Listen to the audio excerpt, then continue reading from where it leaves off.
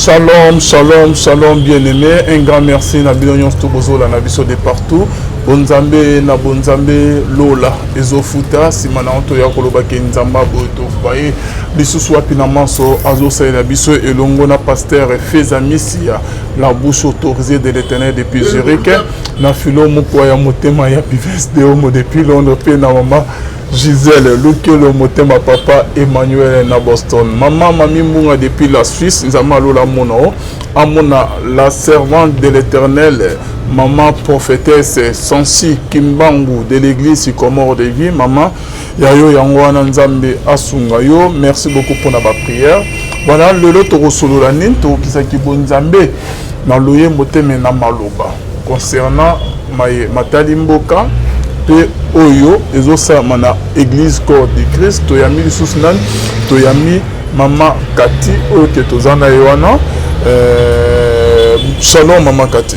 Shalom papa Alvin Beya, shalom peuple de Dieu, bisika nyonso bozali, ezali abino mama Kati Munga, oazali bongo naturothérapeute, nazali ko soigner au moyen de plantes naturelles. Nazali bongo na commune ya Ngaliema, na quartier Kisuka Pêcheur, avenue Maïndombe numéro 99. Référence carrière Carré Grèce. Kuna nazako yamba tous les jours sauf le dimanche de 7h30 à 9h30.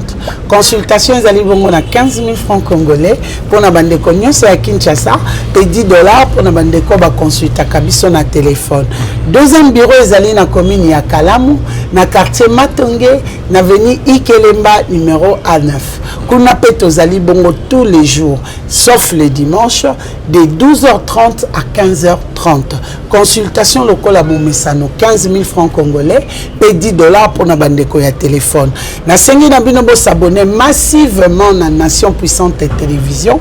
Et numéro de contact nanga ezali plus 243 82 20 000 12 à la fin. Merci beaucoup papa Alvin. Merci beaucoup maman Kati. Voilà tout dans maman Nabiso Kati qui n'est pas présentée. Maman ça va?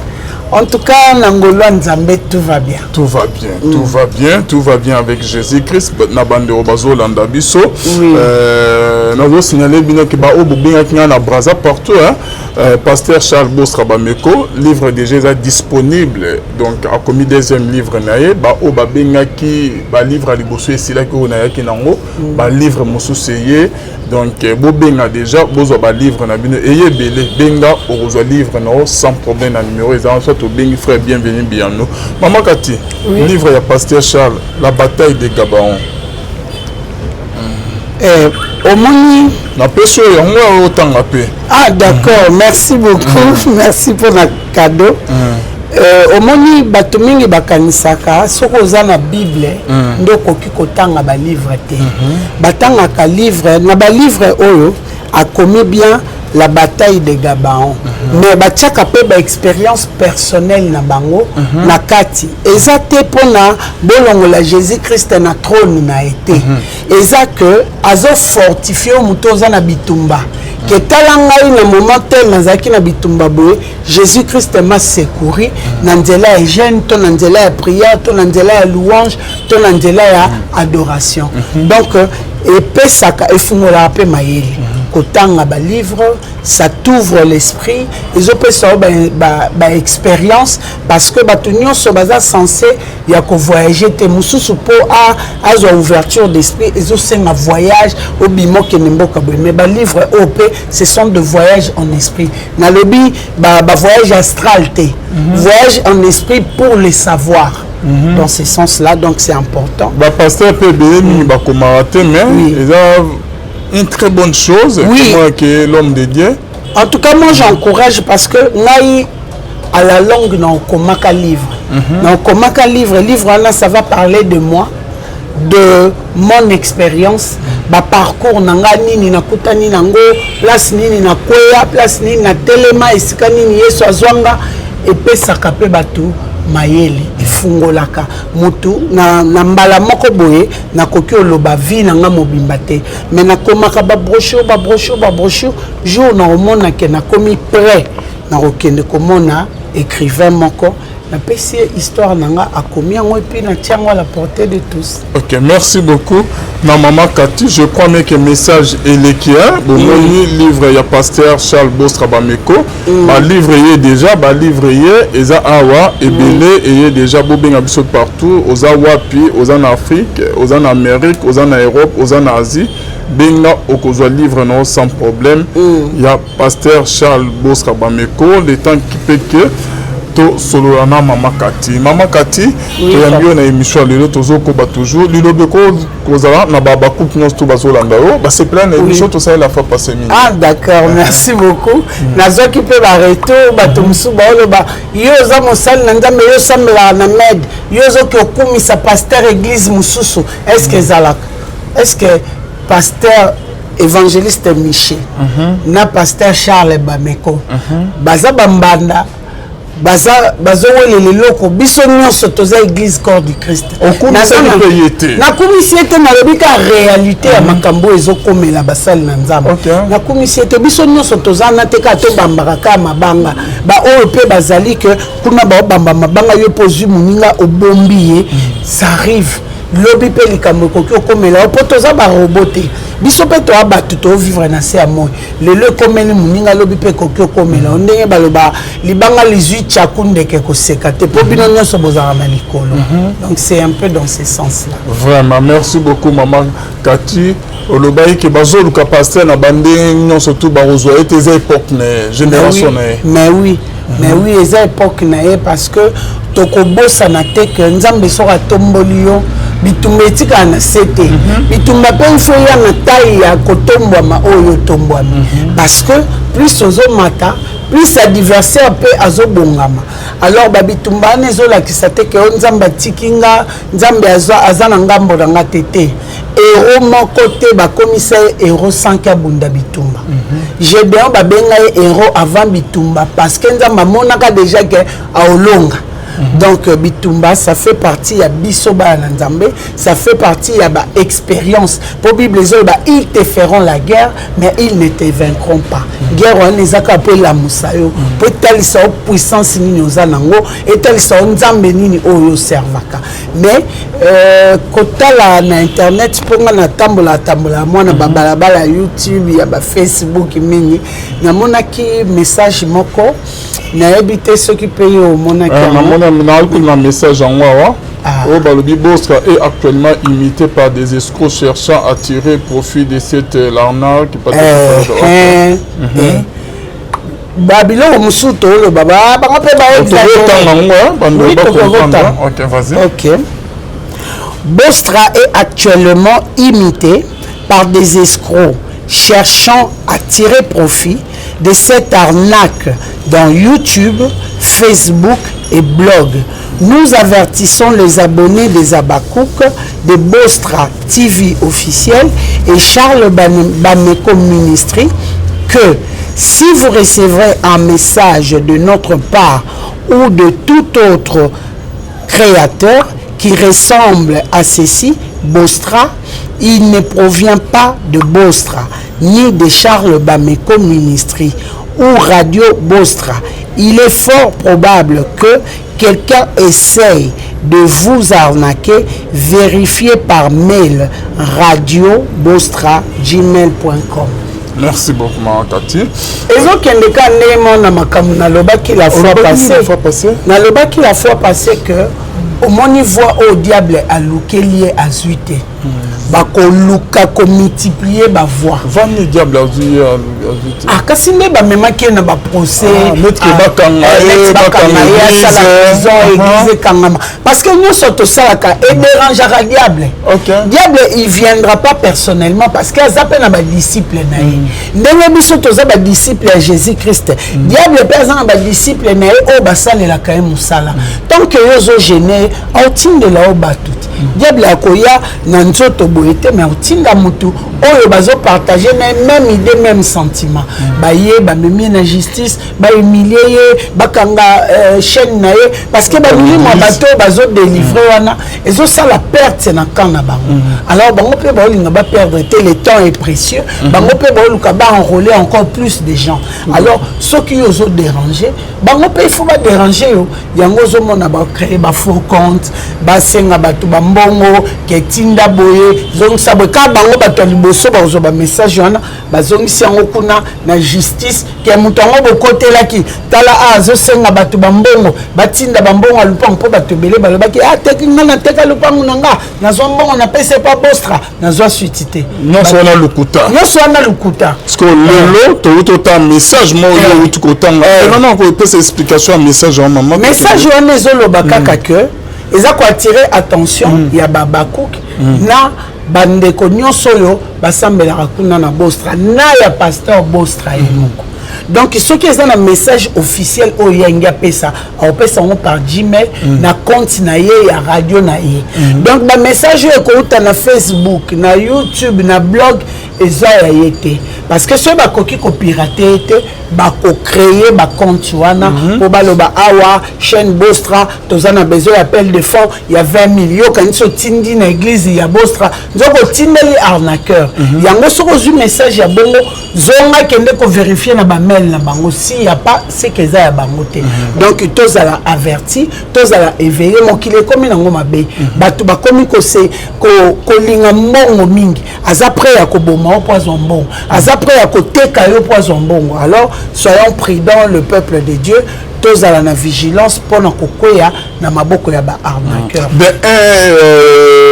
de un dans la bana nyonso ya ba abakouk ya la bonne semence pasteur Bosca ça ne fait pas de ces habitudes qui asinga bambongo baniso déjà monique ba pirater ba ça ce sont des escrocs voilà bani ba salut image ya papa quoi quand ndongo lo baki ba luke na ba lolenge nyonso to ba kolika pe na ba manière musu atana ba poison atana ba mbiscade atana ba assassinat ba luka kaka problème na bango eza chaîne te eza ye moko bosna moni mutu ya train ce qui est déraillé wagon pe et kokoya yango balingi ba freiner à partir ya mutu pour peuple azala disperser soué na bango yango donc nous devons savoir que tine ke babitumbo ezaki liboso o bakoseli makam na justice bakanga ye bakanga église asa la prison net kabimi molongi nzama longisi to raisonner te ke makambo isini esili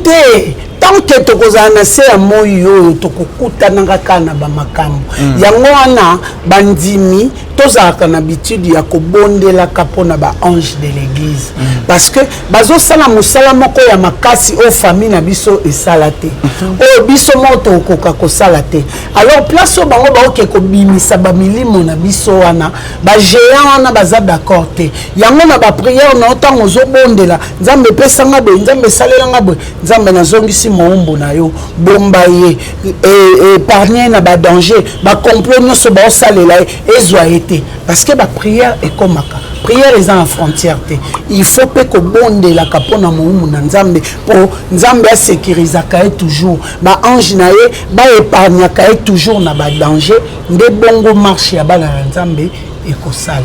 Donc, merci beaucoup, Maman Cathy. Je crois bien que le message et l'équipe, on va comprendre que tous la prudents, tous a toujours dans la prière. Si.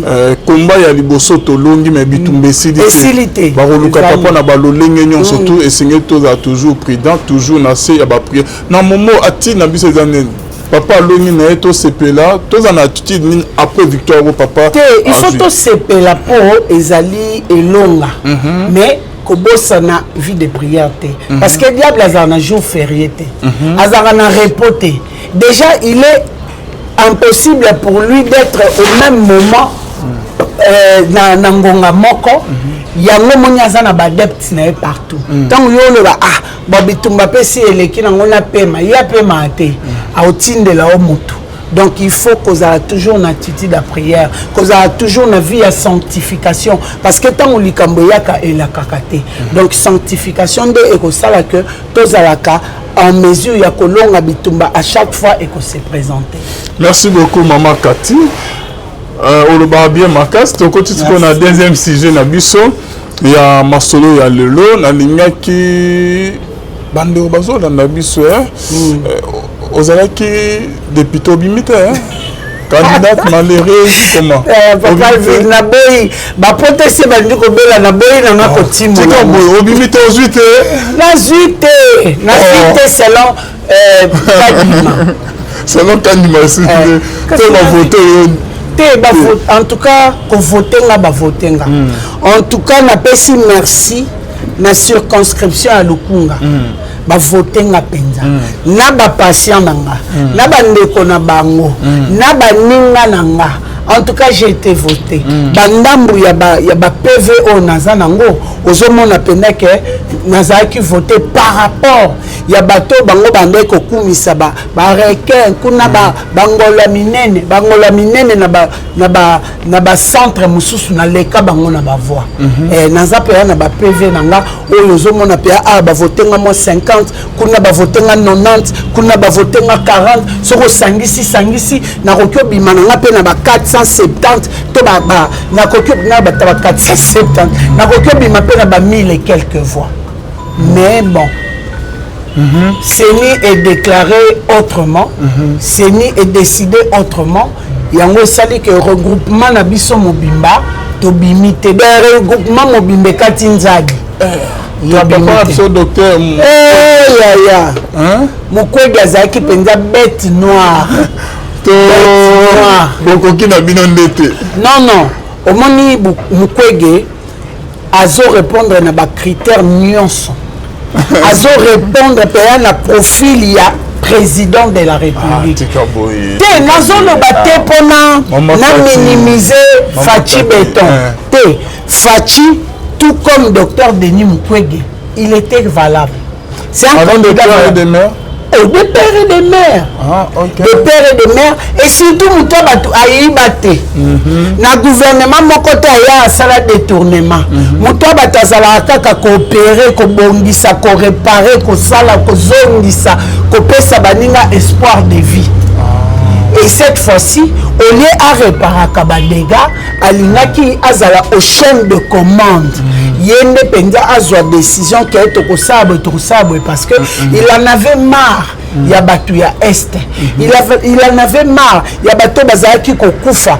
il en avait marre ya bato bazaki violé na yebiti sokozo mona vidéo moko ezo circuler oyo ndeko na biso moko bayambiye comme étant un héros azalaki ko expliquer en fonction ya makambo yo à vivre na est azoloba azolela naza na vidéo wana na yebite ce papa alvi naza nango so aza nango te na otindela ye abota la partie wana na publiaki yango pe na page Facebook nanga ndeko wana lobi nini azalaki na mwasi na ye na bana 4 na bébé ya 2 mois mwasi abimi 5 heures atikeli ye bébé na bana akei kuna na mai kosala babilanga kozwa babiloko na bango nde basalaka so mobali azongi ebongo so mwasi azongi bon mobali abima ayoki kaka bato babandi obeta porti bima na bana kima na bana bima na bana asutuki azwi bébé azwi na bana na ye 4 na mama na ye ya 85 ans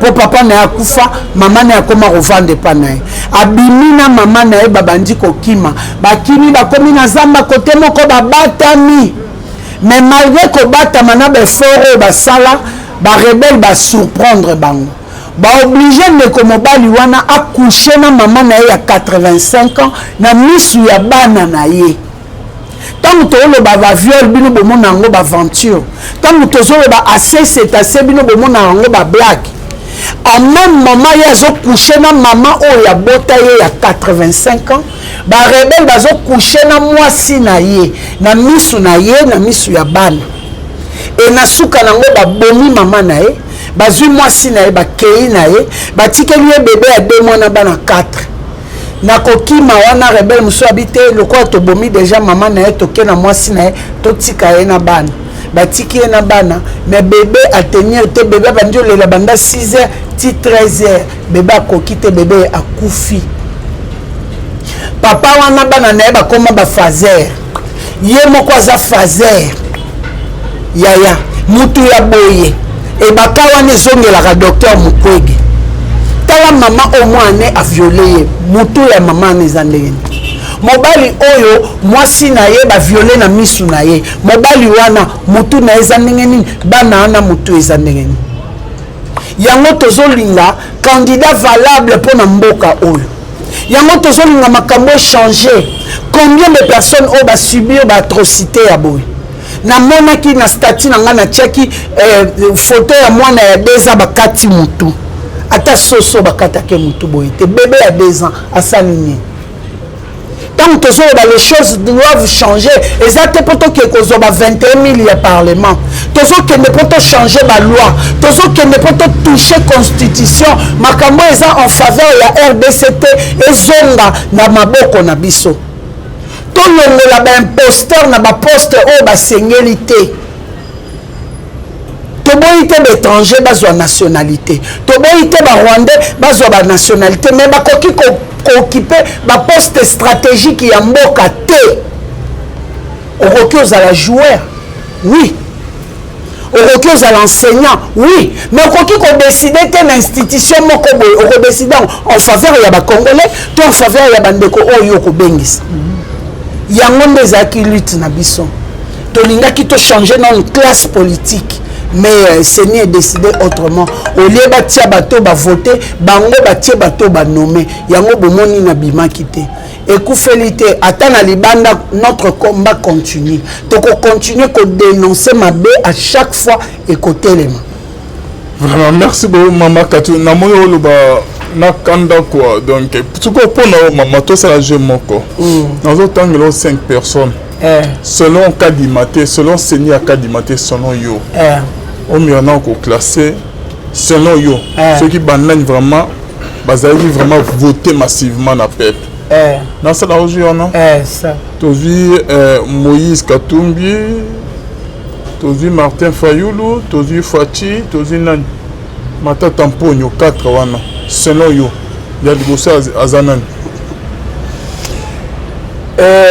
ceux qui nazoloba na loba te pour naza contre bandeko wana na vote c'est vrai que président Nangaï P aza candidat à la présidence azalaki candidat mais na 4 au tangi muto ba voté na bango 4 c'est Fatim Tshisekedi aza voté peu importe ba manigance nyonso yé na sima mais tokende pe na logique tokende na sentiment te bato ba voté bazali par rapport na bango 4 na vote ya normal sans que babakisa ba tricher banini ça qui voter en tout cas merci maman Kati question n'a dérangé ça va non ça va OK to pense que ma solo o to beta na est ba guerre génocide déjà na est oui solution pour les zouama maman Kati makanisi noko pesa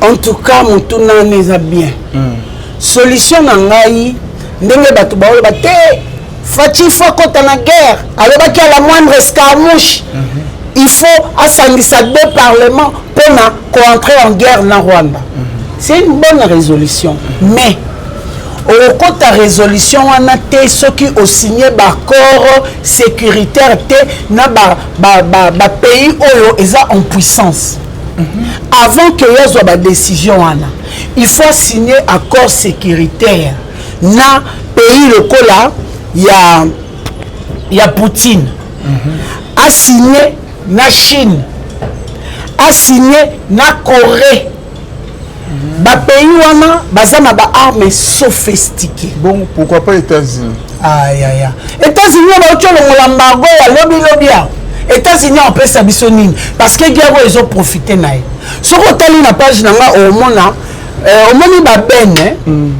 États-Unis toyebi Monisco à rapport à nini pour na observation mais alonga na observation a comme acteur a comme minier yé on est observé à ça ka rapport ya musala o bango ba tiela ekuna yé comme pe na ba carrière nae ba uta ko retourner mutuka ya Monisco tala ba or à l'état pur à l'état brut est-ce qu'il y a quelqu'un qui or toi qui n'es que ça la sécurité, toi qui n'es que ça l'observation. Na États-Unis tous les côté, na France tous les côté. Oh Grande-Bretagne, oh Italie tous les côté.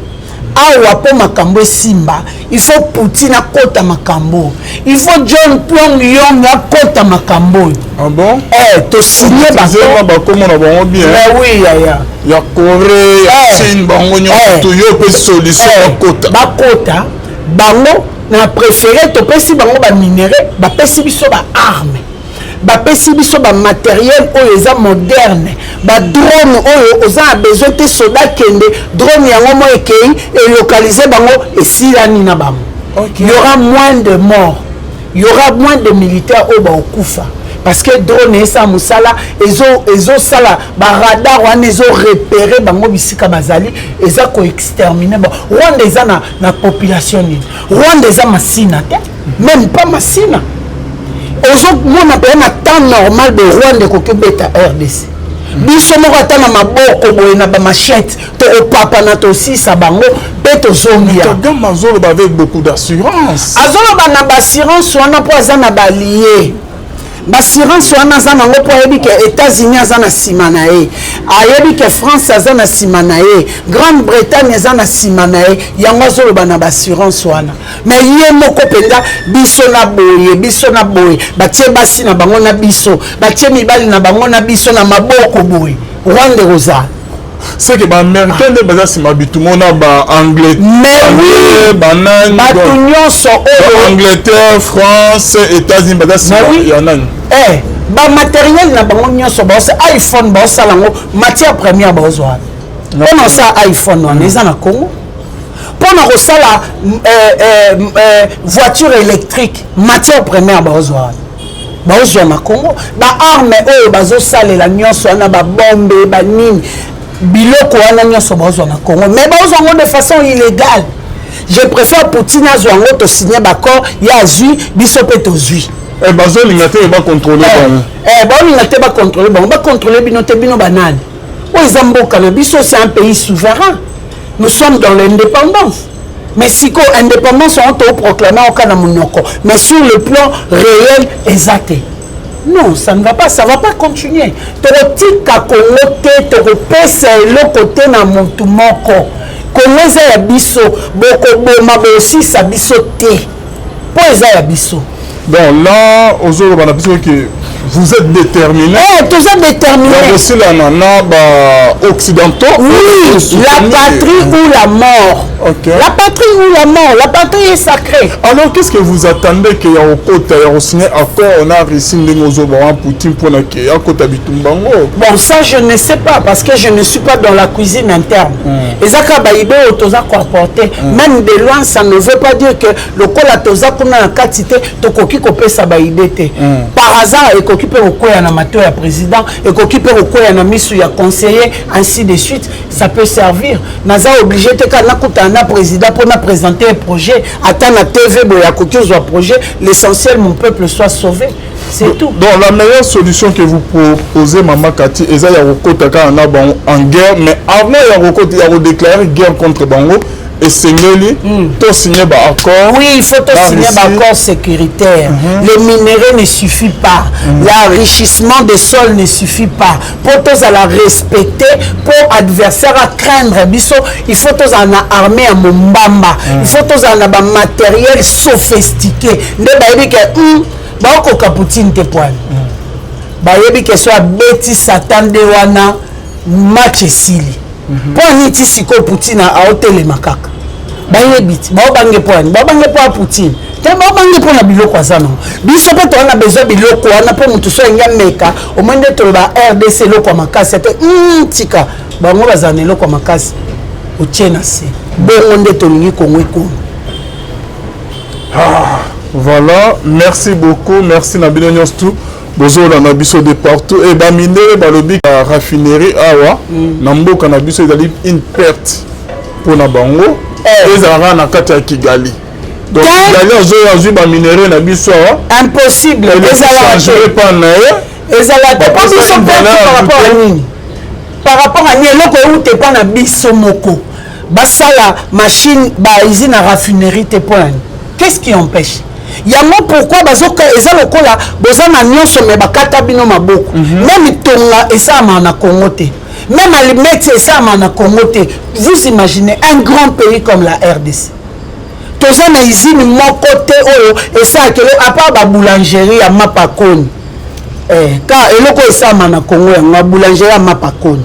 Elo nini suto sala na Congo a. Exact. Merci beaucoup Maman Kati. Message ni oko loba na bande nyonso to bayimboka. OK bazola na concernant bitumba guerre oyo ba memeli biso injustement. En tout cas message na ngai nazo loba nazo conscientiser congolais nyonso oyo aza awa to libanda ya mboka. Mboka oyo eza ya biso. Mabele oyo eza ya biso. Tokoki te en aucun cas kotikela monguna à diriger et à se servir ndenga lingi. Congo eza toilette, te ata toilette po kota babeta kokoko. Mais abiso muto akoti abimi akoti abimi. Baba nana no ko banda ko sécuriser ba frontière. Soki faut to tongango le kwa mur de Berlin. To tongango. To tongi penza ba contour ya RDC mobimba.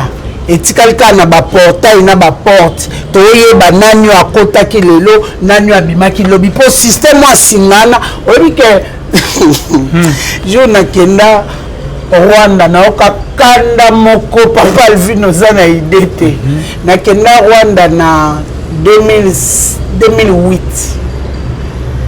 frontière e kaboli biso na Rwanda ezaka singa bo manga tienzete kuna ba tienzete koto ezaka singa bakitisi bo basala mo guichet mo boye okewa nozui caché pour kota Rwanda au koti pour kota RDC singa je te dis nabi donc gome suki a c'est na tcheli kolokuna na comme na Rwanda na okakanda moko ngabi non c'est pas sérieux. Et nous, on est aux poto tonga penza béton moko boye uti kuna yeti ya boutique espace ya ba grand car boutique espace ya ba piéton boutique espace ceux qui ya ba pousse ceux qui ya ba moto ceux qui ya ba ni na singa boye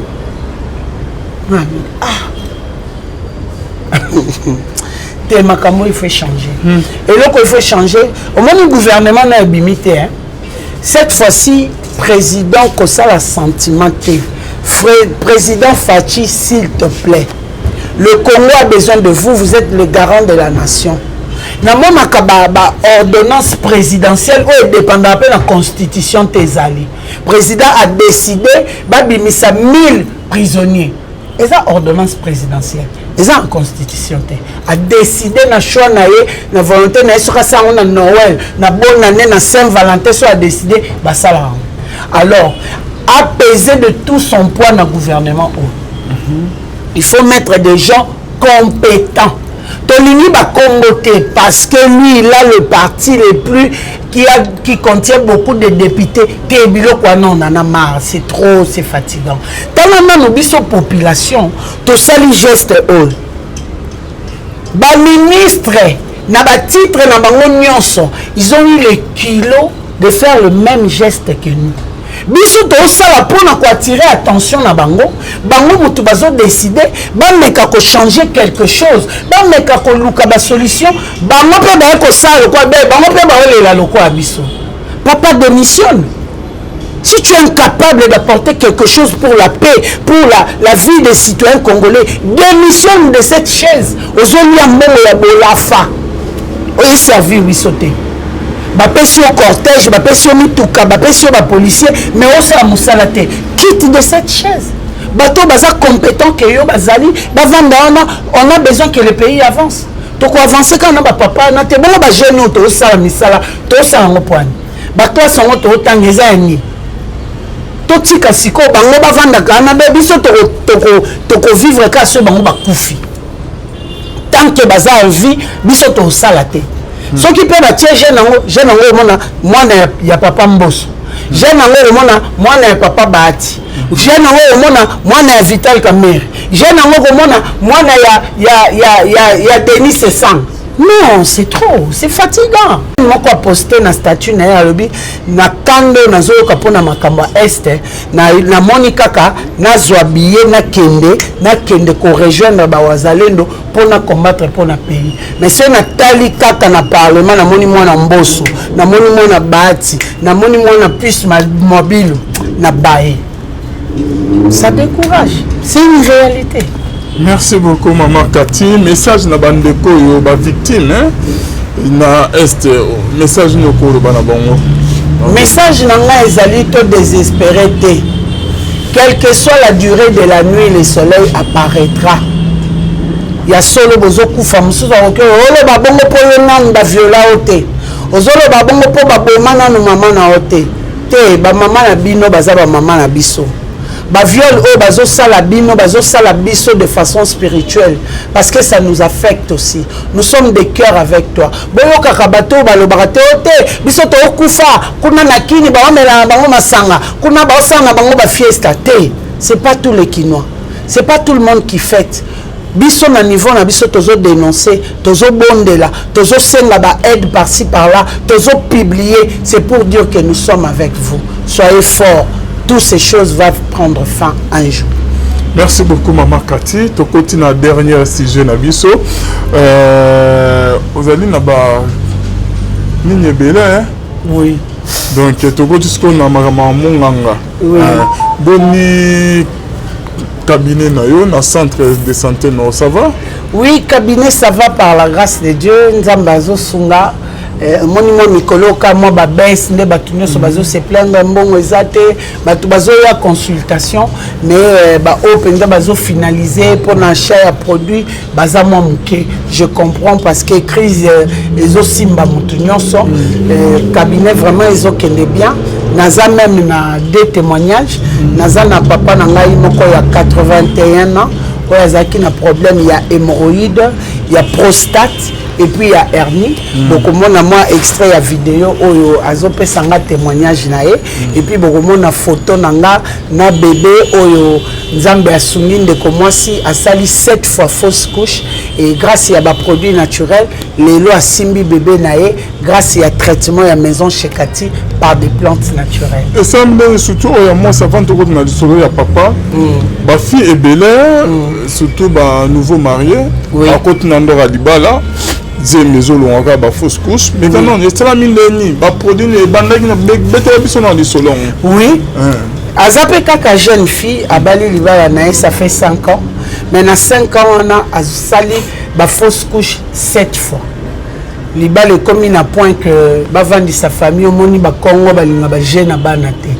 Famille à moi si eza mu Congo famille à mobali muluba baluba balinga bana il faut baza ebele ba Congo sikoyo côté kuna moi bango azobota te donc ekomi simba benda libale kabwana kaka balobi babenga mwana kasi aya po aya kubota na mobali nae sikoyo ya lobi mobali nanga to moni pasi lelo tozui moi vie tozui moi stabilité akendo zo moi si mususu je ne tolère pas nde alanda kinga na radio pour bande comme sous kuna YouTube bakanisaka na leka na YouTube na leka na ba radio na biso de la place na leka pe na ba télévision na biso de la place alanda kinga nde aye na consultation na Victoire a posé un problème nae au fait nde kona biso ya mwasi problème nae ezalaki nini azalaki na problème ya ba hormone na ba ovaire ba hormone na ba ovaire nae ezalaki mukie yango banda ko sala ke soka zuizeni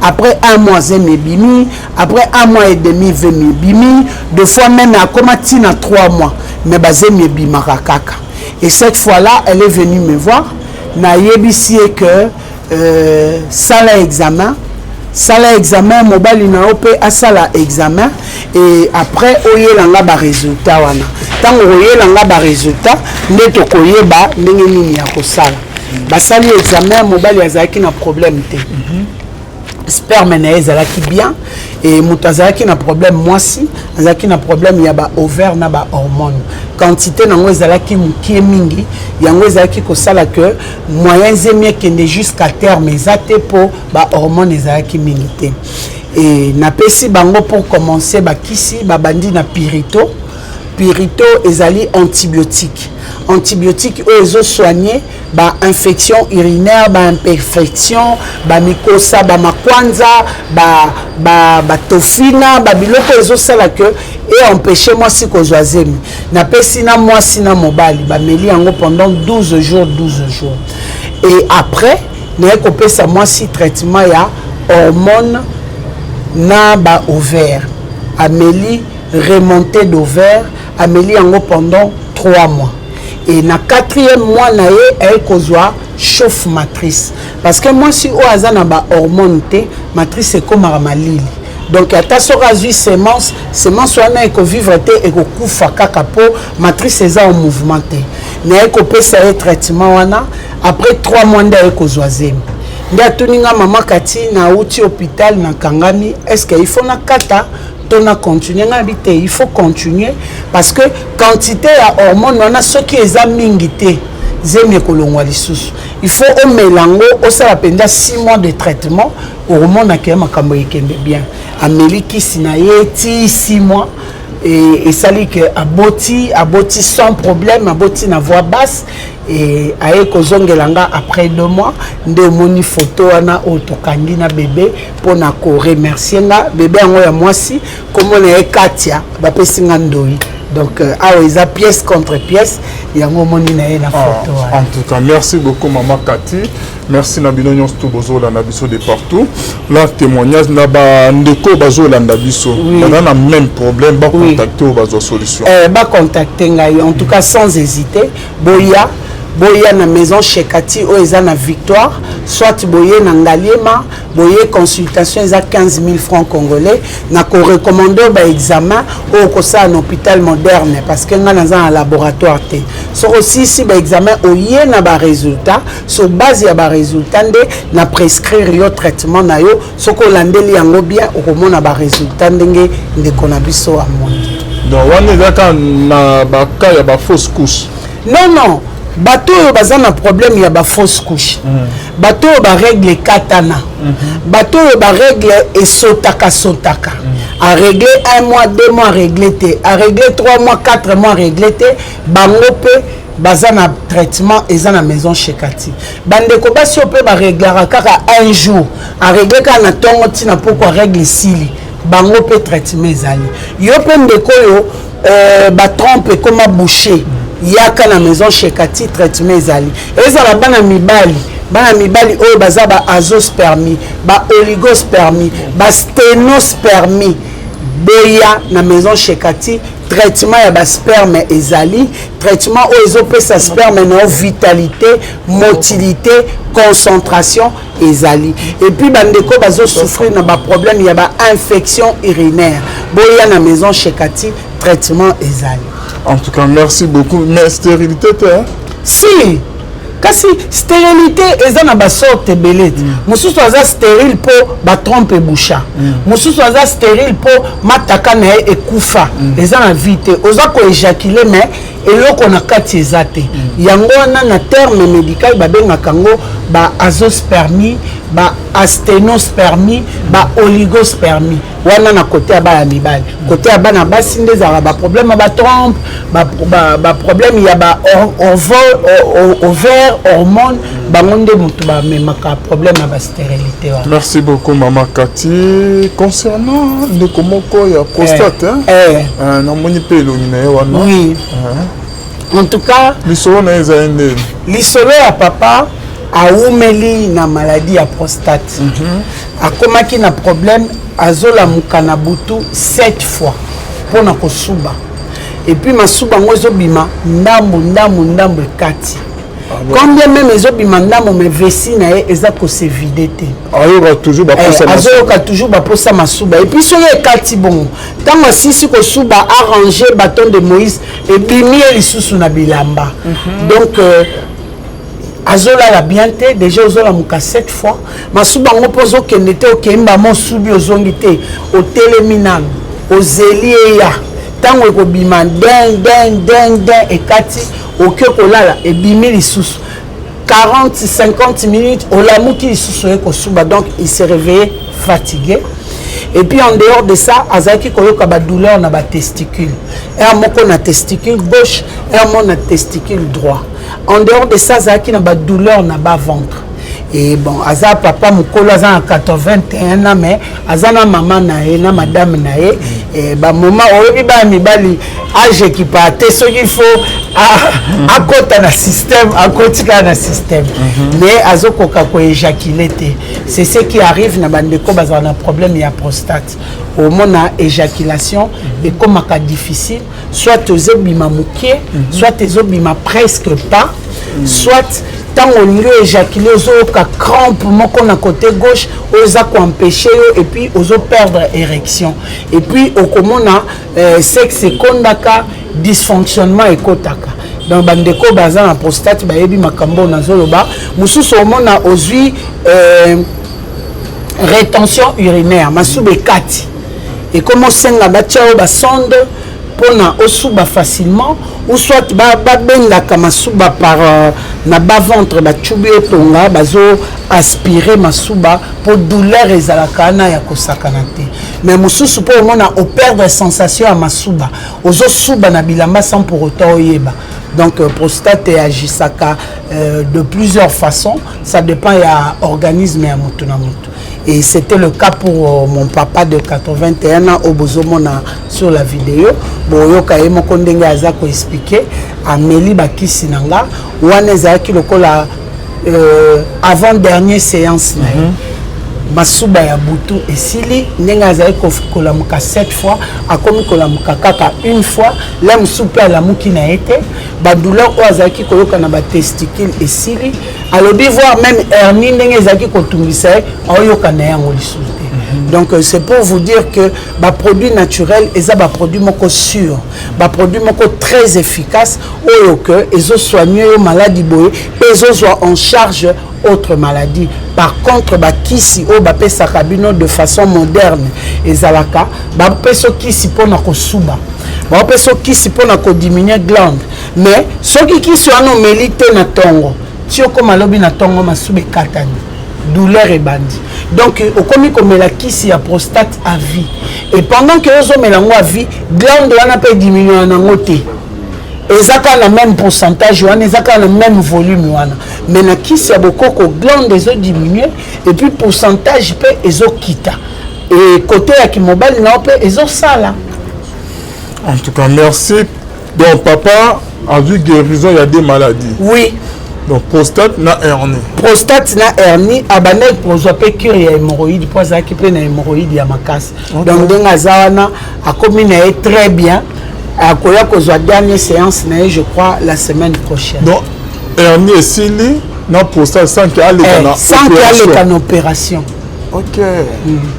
Ça va na bande oignon tout bazo se retrouver na bakawana. Oui. Babenga. Babenga na plus 243 82 2012 et puis bino batu bosale la raba produit nanga soko moni témoignage ko hésita kate ko bomba kango pona yo moko te tinda to tiaka nde tozotia ba papa boy pour motiver bato baza na même situation que bino bayeba ke na maison chez Kati solution ezali. En tout cas, merci beaucoup Maman Kati, c'est la fin de notre émission. Toya Maosumba Sima. Oui. Message no yasuka na bande o balanda kyo. Message nanga ya suka na sengi na bino bo soutenir musala o. Nazo travailler avec le moyen de bord ba possibilité eza mingité. Bino batu bozolo babakis nanga eza cher. C'est parce que naza na soutien gouvernemental. Nazo travailler kaka na oyo ya mukie naza nango. Alors yo mutoza na mbongo soutenir nga na œuvre oyo parce que batu belé bazobika na nzela ya ba plante o. Naza na besoin ya espace pour na kolona bakisi olena ke na kaka Équateur, olena ke na kaka ba Congo. Ce qui n'a ata moi 5 hectares nanga et ko permettre na l'eau na ba produit sur place pour nazalaka en rupture té naza na besoin ya mutuka pour na ko faciliter ba livraison batu baza éparpillé na ko kité ko sala kangonga moko naza na besoin ya batu et puis naza na besoin de financement pour na ko somba ba matériel ba produit au bozomona ya mai possibilité ya ko komisa ngo en comprimé ezali possibilité ya ko komisa ngo en poudre pe en sipho ezali mais faute de matériel matériel moyen na sala yango ezalité na pesi bana na nzambe nyonso merci bisika bozali ba consommateur ya maison Chekati merci na bino et puis merci na la voix céleste oyo bonzambe na bonzambe et benga kabiso toujours pour na musala na nzambe merci na évangéliste Michel Ekuchu pour na port na yo pe na équipe mobimba ya maison Chekati sans bino musala ekosala mabiente ce qui kolo yeso azongi te ndeto mona nimbala ya sima. Bye bye. Merci beaucoup. Merci à Maman Cathy d'être venue. Merci à Bilonion Stoubolambia qui biso nim ya Maman Yangwana na se beaucoup bengaye et kozala bien makasi bonzambe na bonzambe lola ezofuta simana to ya koloba ke nzamba boto paye biso soit